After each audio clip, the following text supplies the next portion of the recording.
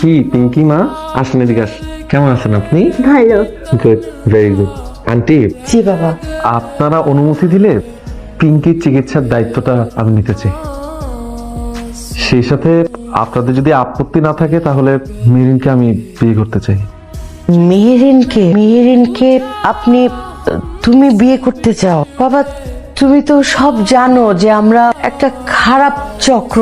সব জেনে শুনে তুমি মেহেরিনকে বিয়ে করবে, এটা?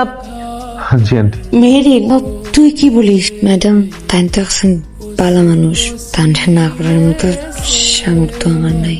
আচ্ছা চাচু, আমি একটা সত্যি কথা বলি। হ্যাঁ চাচ্চু, বলো। আমার যে কিডনিটা নষ্ট, ওটা মিথ্যা।